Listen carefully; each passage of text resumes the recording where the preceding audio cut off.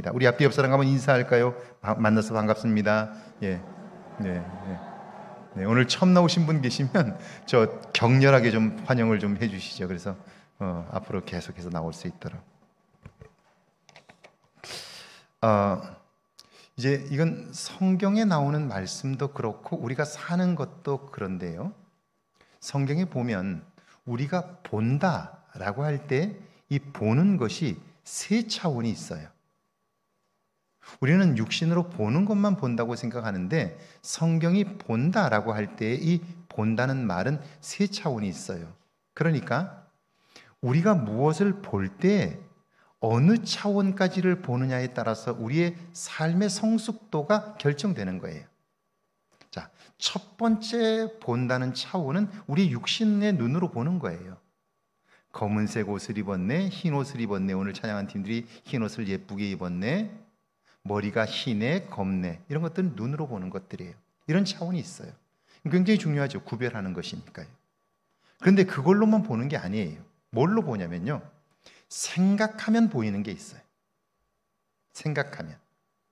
그러니까 눈으로는 볼 수 없어요. 그러나 생각하면 보이는 차원이 있어요. 어떤 걸까요? 목사님, 머리를 보니까 머릿결이 저렇게 부드러운 거 보니까 머리 감고 오셨네. 생각해 보면 우리 집사님 머리가 이렇게 뽀글뽀글한 거 보니까 최근에 머리를 파마하셨네. 생각하면 아는 거예요. 그렇죠? 생각하면 아는 차원이 있는 거예요.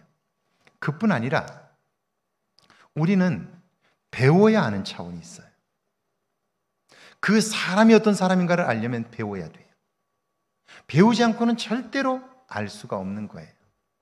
그러니까 눈으로 보아서 아는 차원, 생각해서 아는 차원, 그리고 배워서 아는 차원이 있어요. 이 배움은 지식으로 배운다는 것도 있지만 지혜로 배우는 것도 있어요. 그러니까 하나님이 우리에게 지혜로 보게 하셔서 배우는 거예요. 지혜로 배우는 차원은 이런 거예요. 자, 우리는 아브라함이 누구인지를 몰랐어요. 그런데 교회에 와서 아브라함에 대해서 알게 되면서 아브라함이 이런 사람인 걸 알게 되었어요.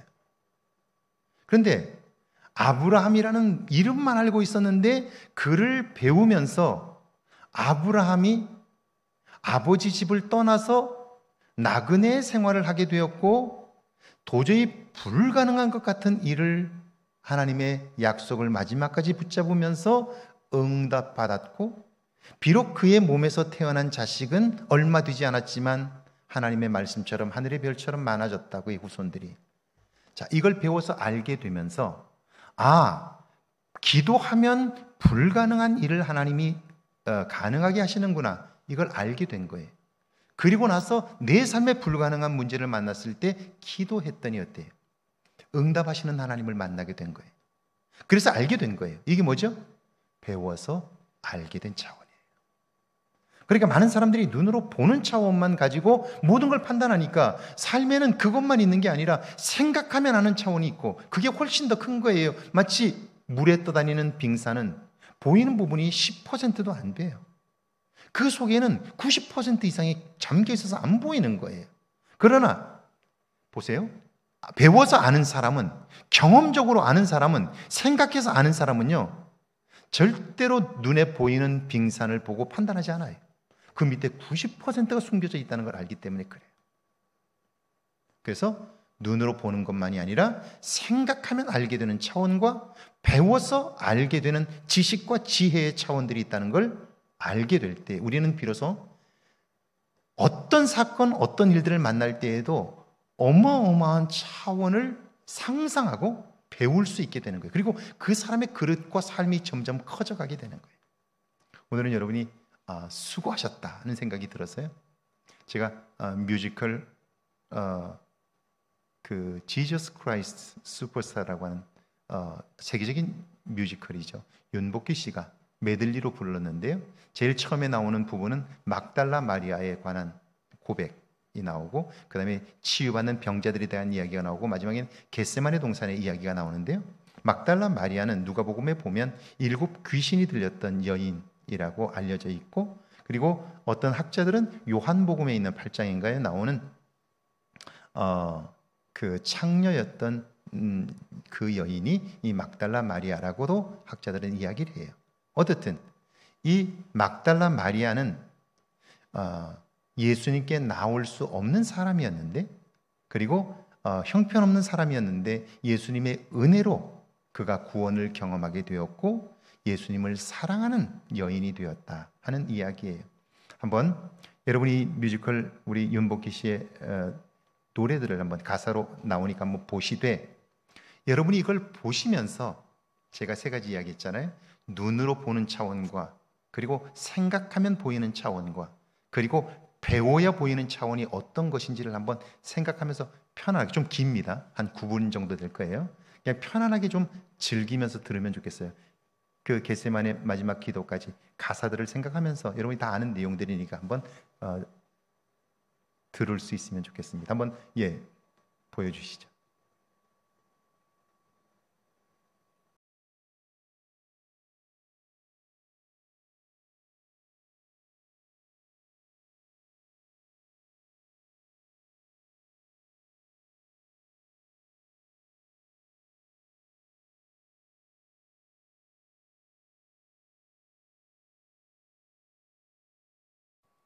영어는 다 알아들으셨죠?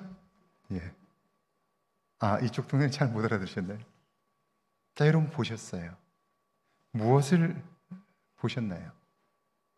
보고 알 수 있는 차원이 있죠? 그게 뭐죠? 이 뮤지컬의 제목이 Jesus Christ Superstar라는 제목이라는 것 여러분 아시겠죠? 노래를 부른 사람이 윤복희라고 하는 것도 알고요. KBS 공사 창립 45주년 불후의 명곡에서 이 공연을 했다는 것도 여러분 보아서 알 거예요. 그리고 보면 아는 게 있죠. 관객들, 여러분 보셨으니까 관객이 많이 들어왔구나 아실 거예요. 눈으로 보는 거예요. 여러분 그게 전부인가요? 보이진 않지만 생각하면 보이는 것들이 있어요. 알 수 있는 것들이 있죠. 그게 뭐죠? 잘 보이진 않지만 반주가 들려오고 있잖아요. 소리가 들려오고 있잖아요. 그러니까 그 뒤에는 지금 연주하는 연주자들이 있을 거예요. 소리가 들려오는 걸 보면 알잖아요. 보이진 않지만 생각하면 알 수 있는 거예요. 조명이 그 곡에 맞춰서 조명이 계속 비춰지고 있죠. 그러면 생각해 보면 저 조명이 그냥 자동으로 되는 게 아니라 조명 감독이 있고 그 조명을 움직이는 사람이 있을 거예요. 그래서 거기에 맞춰서 계속해서 움직이는 거잖아요. 물론 디지털로 맞춰 놓을 수도 있지만, 그러나 그러기 위해서라도 누군가 작동하는 사람이 있을 거라고요. 생각해 보면 조명이 계속해서 비추어지는 걸 볼 때 저 조명 감독이 있고 조명을 만지는 사람이 있구나, 그걸 알 거예요. 그뿐 아니라 뮤지컬을 만드는 분이 계시고 저 가수가 저 자리에 나와서 무대에서 노래를 하게 될 때 머리를 만졌을 것이고 옷을 누군가 코디해 준 사람이 있을 것이고, 생각해 보면 알 수 있는 거죠. 그리고 이 전체를 프로듀싱한 프로듀서가 있을 거라고요. 생각해 보면 아는 거예요. 보이진 않아요. 그러나 조금 생각해 보면 저 무대가 저렇게 만들어지기까지 배우에서 보이지 않는 수많은 사람들의 노력들이 있었을 거라고요. 자, 눈으로만 볼 때에는 가수 한 사람밖에 안 보였는데, 그런데 생각하면서 보니까 내 눈에는 들어오지 않지만 수없이 많은 사람들이 그곳에서 함께 움직이고 있었던 것을 우리는 생각함으로 알 수 있는 거죠. 벌써 우리의 스케일이 커진 거죠. 배워야 하는 게 뭘까요? 왜 그 많은 가수들 중에서 저 지저스 크라이스트 슈퍼스타의 주인공으로 왜 윤복희를 캐스팅했을까? 몰라요. 그런데 이걸 제작한 프로듀서를 만나서 이야기를 들어보면, 그러면 많은 가수들 중에서 윤복희 씨를 캐스팅한 이유가 있을 거예요. 그건 그 사람을 만나봐야 아는 거예요. 그 사람 얘기를 들어봐야 아는 거예요. 배워야 아는 거예요. 자, 그가 이 공연의 적임자로 선택되고 그 노래를 부르게 되면서 사람들에게 감동을 줄 수 있었던 이유는 뭘까? 그것은 그에 대하여 알면 알수록 조금씩 우리가 알게 되는 거죠. 예를 들면 그가 신실한 믿음의 사람으로 살았던 이야기. 지금 막달라 마리아의 이야기는 윤복희 자신의 이야기임을 자기가 고백하면서 막달라 마리아가 다른 사람이 아니라 나라고 고백하면서 그 노래를 부르는 거예요. 그러면서 자기가 막달라 마리아와 같았던 이전의 삶을 이야기하는 거예요. 그리고 그 이후에 예수님을 사랑하게 되면서 자기 안에 나타난 변화들, 그걸 우리가 들어서 알게 될 때 그의 노래의 깊이가, 그의 노래의 영향력이 내 마음을 움직이기 시작하고, 그때 우리는 이 노래, 그가 부르는 노래에 흠뻑 빠져서 그가 전하고자 하는 그의 내면의 마음들을 느낄 수 있게 되고요. 그리고 우리는 부르는 가수와 관객이 하나가 되어서 그 시간을 정말 흠뻑 취해서 그가 경험한 그리스도의 사랑에 흠뻑 취해서 은혜 충만한 삶을 살 수 있게 되는 거죠. 그 시간을 보낼 수 있게 되는 거죠. 제가 윤복 씨의 다른 것은 잘 모릅니다. 근데 제가 만났던 한 분, 허준호라고 배우 있는데 여러분 아셔요 혹시? 허준호라고 하는 분, 저도 전에 있었던 애틀란타에서 그분과 몇 번 만났어요. 만나서 같이 식사도 하고 이야기도 나눴는데, 그때 허준호 씨가 이런 얘기를 해요. 나는 내 인생에 구원자와 같은 분을 만났다. 물론 그분 때문에 내가 예수님을 만나게 되었는데, 예수님을 만나게 된 계기도 그분 때문이라고 하면서 윤복희 씨 얘기를 하는 거예요. 허준호 알긴 아세요? 누군지? 잘 모르시는 분들, 예, 유명한 배우예요. 이분이 무명 시절에 너무너무 어렵고 힘겨웠던 때가 있었대요. 아무도 찾아주지 않고 지하 셋방에서 월세도 못 내면서 살 때, 너무너무 힘들고 이젠 정말 죽고만 싶었을 때, 먹을 것도 없고 그 고통스럽고 힘들었을 때, 그때 윤복희 씨가 찾아왔대요. 그 지하실로 찾아와가지고 오면서 반찬하고 이런 걸 싸가지고 왔대요. 한 보따리 싸가지고 왔대요. 와가지고 반찬을 꺼내서 놓아주면서 이것 가지고 먹으라고 했는데, 허준호 씨가 이렇게 얘기를 했대요. 반찬만 있으면 뭐하냐고. 그래서 그게 무슨 말이냐 그랬더니 쌀이 없는 거예요, 가보니까. 그래서 이분이 나가가지고 쌀을 사다가 준 거예요. 그러면서 힘내라고. 무명 시절에 아무도 찾아주는 사람이 없었는데 윤복 씨가 찾아온 거예요. 그 당시에 허준호 씨는 불교 신자였어요. 그래서 너무너무 고마운 마음을 가지고 있었던 거예요. 그리고 자기가 바쁘게 살다가 또 한 번 어려움을 겪게 되는데, 그때 또 찾아온 거예요, 윤복희 씨가. 와서 다른 얘기 하지 않고 얼마나 힘드냐, 얼마나 어렵냐, 그리고 필요한 게 뭐냐, 자기 주머니에 있는 걸 털어서 그에게 주고 간 거예요. 이렇게 3번을 한 거예요, 3번. 그러니까 허준호 씨가 이 윤복희 씨의 이 사랑에 감복을 해가지고 저 사람을 어떻게 하면 기쁘게 할 수 있을까를 생각했대요.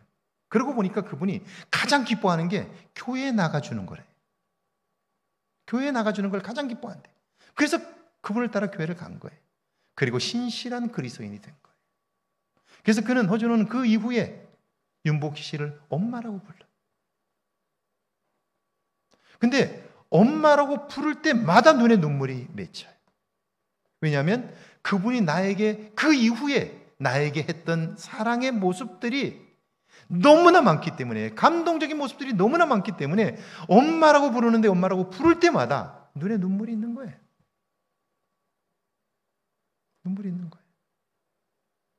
그리고 허준호 씨의 신앙은 윤복희 씨의 신앙을 그대로 닮았어요. 1년에 한 차례씩 배우들은 그 캐스팅이 안 되는 공백 기간들이 있어요. 공백 기간들이 있는데 그 기간에 허준효 씨는 배우들 중에서 크리스찬들을 모아가지고 전 세계 투어를 다녀요. 연극을 하나 준비하고 공연들을 다 가수들까지 해가지고 그 팀을 꾸려가지고 공연을 전 세계를 다니면서 공연을 해요. 저희 지역에 왔어요. 저는 그때 거미라고 하는 가수를 처음 만났고요. 그때 신인 시절이었어요. 그 이름이 거미가 뭐냐고 제가 그랬는데 처음 만났어요. 허준호 씨도 처음 만났어요. 근데 이제 저희 애틀란타가 큰 도시이기 때문에 거기에 호텔을 묵으면서 지역의 교회들 공연을 하고 그런 것들을 같이 어레인지 하면서 같이 가까이 만났어요. 근데 제가 허준호 씨를 보면서 깜짝 놀랐어요. 보통 이제 공연들을 스케줄을 다 잡고 공연을 다니고 나면 빈 시간들이 많이 있어요. 그럼 빈 시간들이 있으면 여자들의 경우에는 쇼핑을 하든지 놀러 다니고 그래요. 남자들의 경우는 주로 골프를 치러 가요. 여자분들도 골프 치러 많이 가고 주로 그렇게 시간을 보내요. 허준호 씨가 골프를 좋아한다는 걸 알고 있는데 그런데 골프채를 한 번도 안 잡는 거예요. 그러니까 옆에 있던 목사님이 물어요. 내일은 쉬는 날인데 혹시 골프 나갈 마음이 있냐고. 그랬더니 저는 내일 안 간다고 그래요. 그래서 왜 안 가냐고. 골프를 좋아한다고 들었는데 그랬더니 그분이 이렇게 얘기하더라고요. 저는 이 공연을 위해서 오랫동안 기도로 준비했고 그리고 마지막 끝나는 날까지 저는 하나님의 도움을 구하기 위하여 제 자신의 유익을 위한 일은 포기했습니다. 그래요. 골프를 하고 싶죠. 하고 싶은 마음이 너무 많죠. 그러나 지금 내가 이 단장으로 이 자리에 왔는데 내가 단장으로서 내가 좋아하는 일을 하다 보면 하나님이 기뻐하시는 일을 놓칠 수가 있어서 그는 자기가 골프를 그렇게 좋아해도 나갈 수 있음에도 불구하고 그걸 절제하고 그 시간에 오히려 기도하려고 한다. 그 신앙이 어디서 왔을까요? 윤복희 씨에게서 그대로 온 거예요. 자, 이건 그 사람을 알지 못하면 절대로 알 수 없는 일이에요. 이런 신앙이 있기 때문에 그가 막달라 마리아를 노래할 때 자기 자신이 막달라 마리아였다고 고백하기 때문에 그 마음이 전해지니까요. 모르면 노래를 들어도 그냥 노래를 잘하네 못하네 이렇게밖에 못 듣는 거예요. 가슴으로 들을 수가 없는 거예요. 알면 달라지는 거예요. 알면 달라지는 거예요. 알면 달라지는 거예요. 그래서 여러분 안다고 할 때 본다고 할 때 그것은 이런 어마어마한 차원들이 있는데 우리는 여전히 눈으로만 보고 판단하고 그러니까 계속해서 내 삶의 갈등들이 생기는 건 아니냐 하는 거예요. 생각하면 아는 차원이 있는데 우리는 생각하지 않고 판단해버리고 배우면 아는데 배우지 않고 아는 것처럼 살고 있지는 않느냐 하는 거예요. 자, 여기 밑에 한번 같이 읽습니다. 미국 루이지아나 대학의 성경 교수인 니콜라이 산드렌코 박사의 이야기입니다. 그는 소련 출신으로 1941년 전쟁에 참가하여 포로로 미군에 인계되었습니다. 소련에 돌아갈 기회가 있었지만 투항에 대한 책임이 두려워 독일 포로 소용소에서 지냈습니다. 어느 날 휴지를 주워 난로를 피우려고 하는데 그리스도라는 말이 적혀 있습니다. 전도지에는 수고하고 무거운 짐진 자다 다 내게로 오라 내가 너희를 쉬게 하리라는 말씀도 있습니다. 이때부터 그는 그리스도에게 깊은 관심을 두게 되었고 성경을 읽게 되었습니다. 그는 계속해서 성경을 읽다가 예수님을 구원자로 영접하게 되었습니다. 미국으로 건너간 그는 신학을 공부하여 교수가 되었습니다. 상상치 못한 삶을 살게 되었습니다. 자, 이런 사람들이 우리 곁에는 얼마나 많은지 몰라요. 교회 안에 교회를 다니지만 예수 그리스도를 인격적으로 만나서 그분으로 인하여 변화가 되었고 변화된 삶으로 인하여 기뻐하며 사는 사람들이 있어요. 물론 교회만 다니는 사람들이 있어요. 직분과 상관없이 주일날만 그냥 교회에 와서 얼굴 보이는 사람들이 있어요. 그런 사람들 말고 예수를 인격적으로 만나 그가 예수님을 나의 구원자라고 고백하고 거듭나서 그분과 동행하면서 이제는 생각하면 알게 되는 놀라운 은혜들을 경험하고 배워서 알게 되는 예수님에 대한 은혜들을 경험하면서 사는 사람들이 있다. 이건 차원이 완전히 다른 거예요. 완전히 다른 거예요. 오늘 우리가 이걸 보며 알고 있느냐는 거죠. 이런 차원을 우리가 살고 있느냐 하는 거죠. 믿음의 세계라고 하는 것은 어마어마하게 넓고 어마어마하게 깊은데 과연 우리는 그 속을 경험하며 살고 있느냐 하는 거예요. 자, 이런 양에 대한 관심이 내 삶을 새롭게 합니다. 1번입니다. 주변에는 하나님께서 잃어버린 양들이 많이 있습니다. 같이 한번 읽습니다. 잃어버린 양이란 하나님의 관심과 사랑에서 멀어진 사람들을 말합니다. 우리 주변엔 그런 사람들이 정말 많습니다. 그들에게 관심을 가지고 만나보십시오. 힘겨워하고 근심과 염려와 수고에 지친 그들의 삶을 발견하게 될 것입니다. 그들을 통해 나를 볼 때 지금 내가 받은 은혜를 알게 됩니다. 그래요. 이런 분들이 계세요. 아, 저 사람은 무슨 걱정이 있을까? 여러분들 속에도 그런 분들이 계실 거예요. 저 사람은 무슨 걱정이 있을까? 그런데 만나보세요. 만나보면요, 그 사람도 다른 사람들이 알지 못하는 근심과 걱정거리들이 얼마나 많은지 몰라요. 우리가 알지 못하기 때문에 눈으로 보여지는 것만으로 부러워하는 거예요. 제가 서울에서 목회를 할 때 저희 교회에서 가장 부러움을 받는 부부가 한 부부 있었어요. 남편은 그 서초동에 법원 검찰청 앞에 거기에 로펌을 하나 하고 있는데요. 로펌의 대표입니다. 변호사가 적어도 한 3, 40명 되는 로펌이에요. 굉장히 잘 나가는 변호사입니다. 서울대 물론 법대를 나왔고요. 그러니까 성공한 변호사, 대표 변호사입니다. 그쪽에 서초에 국회의원도 출마하셨던 분이셔요. 그 부인은 가정법원의 법원장이셔요. 판사세요. 부부가 둘 다 서울대 법대 출신이에요. 아들 하나 딸 하나 있는데 둘 다 공부를 엄마 아빠를 닮아서 그런지 공부를 얼마나 잘하는지 몰라요. 모든 교인들이 다 그 부부를 부러워해요. 부러워할 만하지요. 사회적으로 성공한 사람이. 서울대 법대를 둘 다 나오고. 부럽죠. 판사고.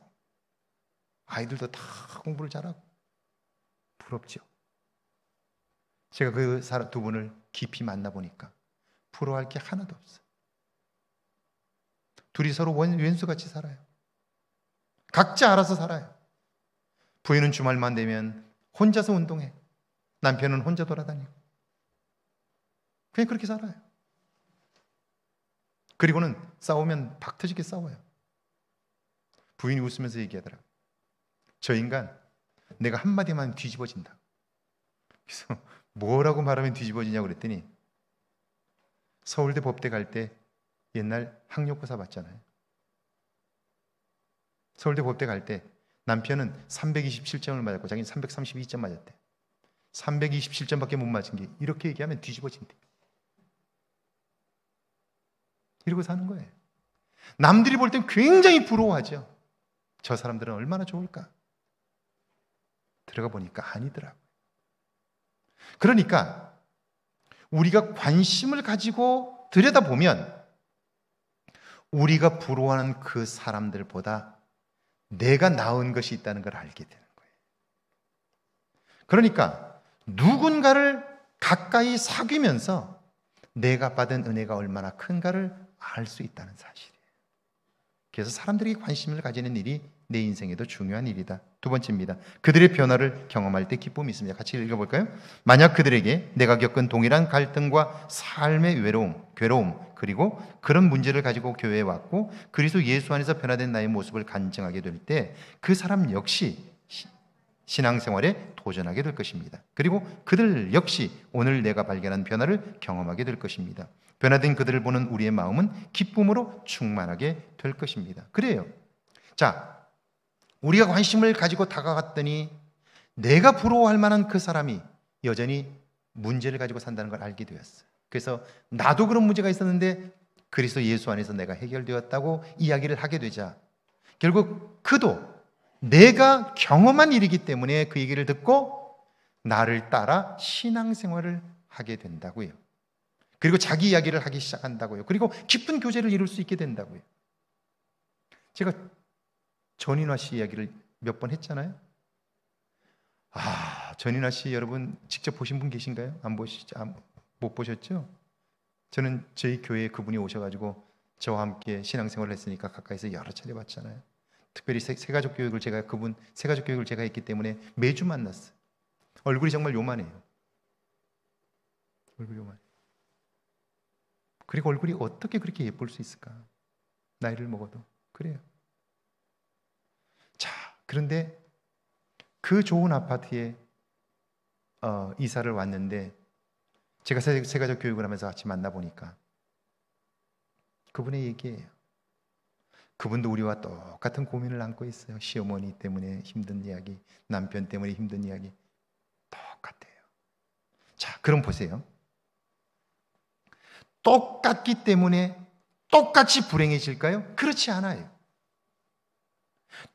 상황은 똑같지만 그 상황을 극복하고 행복하게 사는 사람이 있는가 하면 상황에 눌려서 벗어나지 못하는 사람이 있어요.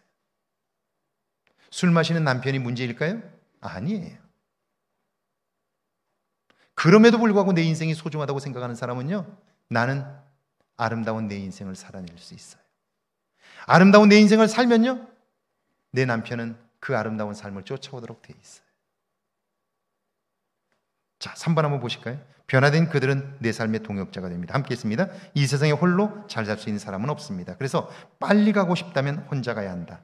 그러나 멀리 가고자 한다면 함께 가야 한다는 말이 있습니다. 그래서 예수 안에서 변화된 사람이 내 곁에 있다면 그는 남은 내 삶의 동역자가 됩니다. 그와 함께하는 삶을 통해 나와 그의 행복한 동행이 시작. 자, 내가 누군가에게 다가갔고 그의 삶의 어려움을 알게 되었고 내가 어려움을 있었지만 그리스도 예수 안에서 극복한 이야기들을 그에게 전함으로 그가 나를 따라 예수를 믿게 될 때, 그리고 그도 내가 경험한 변화들을 경험하게 될 때, 이제 그와 나는 신앙 안에서 동역자가 되는 거예요. 마음을 나누는 친구가 되는 거예요. 그리고 그와 더불어 함께 사는 세상은요, 아름다운 세상이 될 수 있어요. 자, 우리는 아무리 신앙이 좋은 사람이라고 해도 자꾸 큰 어려움들을 만날 때 계속해서 위기들을 겪어요. 그런데 그때 내 곁에서 누군가 믿음의 말을 해줄 수 있다면 그는 다시 일어설 수 있다고요. 다윗에게 요나단이 있었던 것은 다윗에게 있어서 너무나 큰 축복이에요. 요나단이 힘겨워하는 다윗에게 해주는 말이에요. 너는 이 나라의 왕이 되고 다음은 내가 될 거야. 이걸 내 아버지도 알아. 그러니까 하나님을 더욱 의지해. 힘 잃지 마. 이렇게 얘기한 거예요. 자, 왕의 아들이, 그것도 왕세자가 다윗에게 네가 다음 왕이 될 거라고 얘기해 줄 때 그게 얼마나 큰 위로가 됐을까요? 앞으로 되느냐 안 되느냐는 중요하지 않아요. 지금 이 힘들고 어려운 시기에 그 말 한마디가 그에게 어마어마한 힘이 됐을 거예요. 자, 그런 친구를 어떻게 만나요? 그런 친구는 신앙 안에서 영적인 교제를 통해서만 가능한 거예요. 자기를 자랑하고 자기를 드러내서는 절대 그런 관계가 나와야 하나요? 여러분, 그 성경을 읽으면, 사무엘상을 읽어보면요, 처음 다윗이 요나단을 만났을 때 다윗의 신실함에 반한 요나단이, 신실함이란 뭐냐면 다윗이 골리앗과의 전쟁에서 그가 그 거대하고 모든 사람이 다 두려워하는 골리앗과 나가 싸울 수 있었던 것은 내가 아버지의 집에서 양을 칠 때 내가 양을 위하여 목숨을 버리겠다고 생각하고 하나님의 도움을 구하면서 내가 사자와 곰과 싸울 때 하나님께서 내게 힘을 주셔서 사자의 입을 찢게 하셨습니다. 곰의 발톱을 피하게 해주셨고 이기게 해주셨습니다. 하물며 하나님을 모독하는 저를 가만두겠습니까? 내가 물맷돌 두고 나갈 때 하나님이 나를 도와주셨습니다. 그 간증을 할 때 요나단이 거기에 감동을 받은 거예요. 그래서 비록 다윗은 양치는 사람이었지만 신분적으로 나와는 비교가 되질 않지만 다윗의 그 신앙을 간증을 들은 요나단이 감동이 되어서 자기가 입고 있었던 갑옷, 왕자들만 입는 갑옷을 벗어서 그에게 입혀요. 허리띠를 띄워줍니다. 투구를 벗어서 씌워주고 자기가 사용하는 왕자들만 쓰는 칼을 그에게 주는 거예요. 그리고 나하고 친구하자. 그리고 그들은 마지막까지 신앙 안에서 아름다운 관계를 이루어요. 오늘 우리가 신앙 안에서 이런 친구들을 만나면 우리의 인생은 정말 행복해져요. 그리고 내가 알지 못했던 삶을 살아가게 되는 거죠. 할렐루야. 자, 여기 한번 보세요. 하나님의 기쁨이 되는 삶이 있습니다. 누가복음 15장 3절과 4절입니다. 함께 읽습니다. 예수께서 그들에게 이 비유로 너희 중에 어떤 사람이 양 100마리가 있는데 하나를 잃으면 99마리를 들여두고 그 잃은 것을 찾아내기까지 찾아다니지 아니하겠느냐. 어떤 분은 이렇게 얘기해요. 99마리를 들여두면 그 들여둔 9마리는 다 죽는데 그 한 마리 찾아서 뭐 하겠냐고. 그런 분들이 계세요. 이건 비유입니다. 비유. 99마리를 버렸다는 말이 아니라 잃어버린 한 마리를 찾는다는데 지금 이야기의 중심이 있는 거예요. 이 사람이 죄인을 영접하고 음식을 같이 먹는다. 자, 왜 이 비유를 하신 거냐면 바리새인들이, 자기만 옳다고 생각하는 사람들이, 자기만 다 안다고 생각하는 사람들이 왜 예수님은 죄인들과 함께 먹느냐? 왜 음식을 같이 먹느냐? 비난한 거예요. 비난한 거. 그러자 예수님께서 이 비유를 하신 거예요. 자, 함께 있는 자들도 비난했는데 누가복음 5장 32절에 보니까 같이 한번 읽어볼까요? 거기 내가 의인을 부르러 온 것이 아니요 죄인을 불러 회개시키러 왔노라. 예수님은 죄인을 부르러 오셨어요. 그러면 이제 하나님의 자녀된 우리들이 해야 할 일은 뭘까요? 하나님의 관심이 죄인들에게 있다면 우리는 죄인들에게 다가가서 그들도 하나님의 백성이 되도록 돕는 일이 우리에게 주어진 일인데, 그런데 하나님의 자녀된 그들은 죄인들을 자꾸 멀리하는 거예요. 그리고 정죄하는 거예요. 제가 물어볼게요. 술 마시면서 교회를 나와야 할까요? 술 끊고 와야 될까요? 술 마셔도 교회 와야 될까요? 술 끊고 와야 될까요? 술 취한 채 교회 와야 될까요? 술 깨고 난 다음에 와야 될까요? 아니, 대답을 한번 해보세요. 자, 술 취한 채 교회에 와도 괜찮을까요? 아니면 술 깬 다음에 와야 될까요? 근데 우리는 어떻게 해요? 술 깨고 오라 그러지 않나요?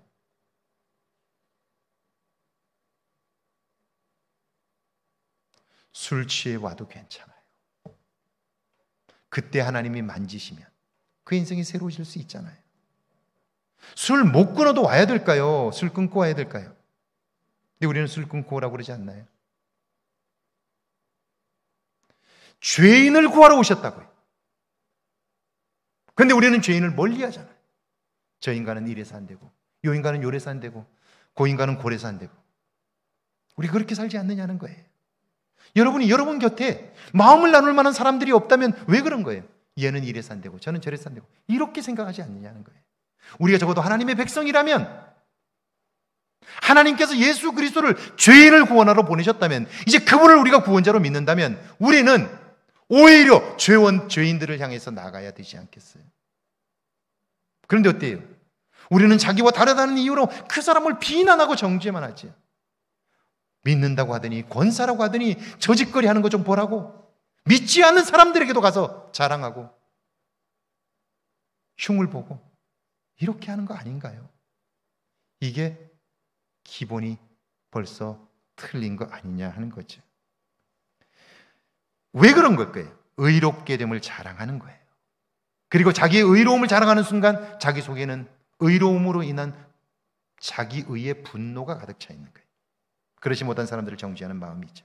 누가복음 15장 5절과 6절입니다. 같이 한번 읽습니다. 또 찾아낸 즉 즐거워 어깨에 메고 나와 함께 즐기자. 나의 잃은 양을 찾아내었노라 하리라. 여러분, 잃어버린 양이 죄인이라면 그 죄인이 교회로 돌아왔을 때 그를 보는 교인들의 반응이 어때요?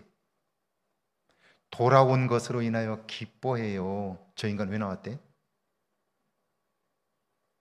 아니, 저 인간 왜 왔대? 저 어떻게 해 살았는데, 우리가 다 아는데 저 인간 왜 교회에 나왔대? 나와서 왜 교회 용맥인데? 그러지 않냐는 거예요.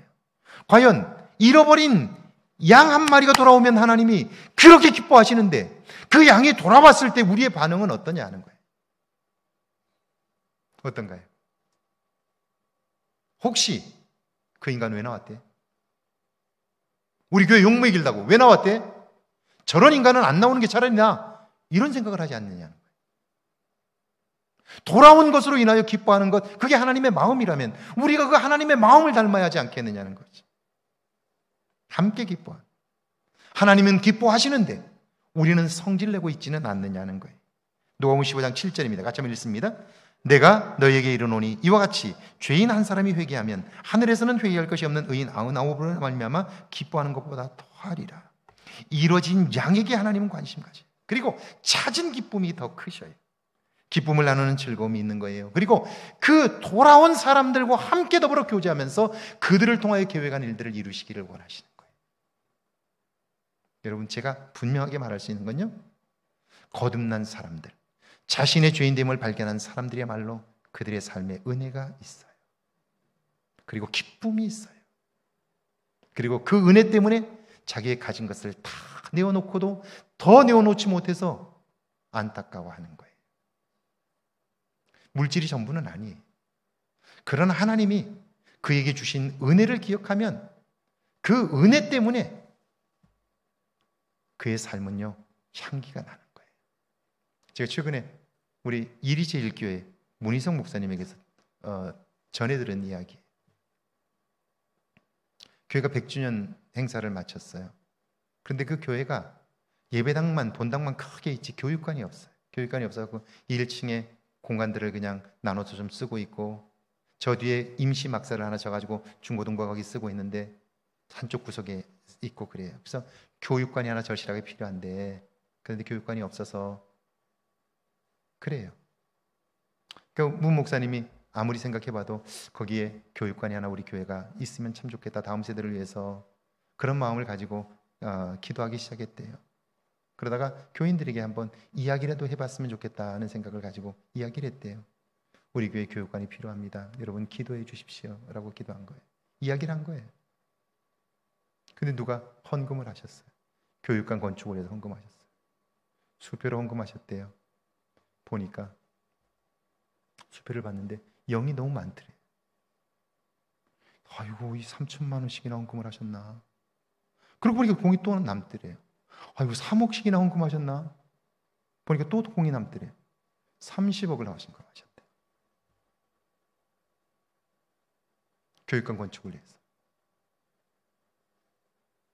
자, 여러분 오해 없이 들으시길 바랍니다. 30억을 헌금하시는 분은 자기를 구원하신 하나님을 30억보다 더 귀하다고 여기는 거예요. 그 사람의 삶은 얼마나 행복할까요? 하나님이 적어도 30억보다 더 소중하다고 믿는 그분의 삶은 얼마나 행복할까요? 여러분이 여러분의 하나님에 대하여 가치를 얼마나 부여하세요? 여러분이 예수님을 구원자라고 믿는데 그 예수님의 가치를 얼마로 여러분은 여기시나요? 저는 제가 목회를 하는 동안 예수님을 자기 생명보다 소중하게 여기는 분들을 몇 번 만났어요. 그분들의 삶은요, 행복해요. 하나같이 행복해요. 내가 믿는 예수님에 대해서 내가 얼마나 가치를 부여하느냐에 따라서 내 삶이 달라지는 거예요. 왜냐하면 내가 가치를 부여하는 만큼 예수님은 내 인생의 온전한 주인이 되기 때문에 그래요. 적어도 30억을 헌금할 수 있는 분은요, 예수님을 30억보다 크신 분으로 고백하는 거예요. 그 사람의 삶은 달라요. 주일도 제대로 지키지 못하는 분은 예수님을 내 인생에서 내가 즐거워하는 일보다 더 소중하게 못 여기는 거예요.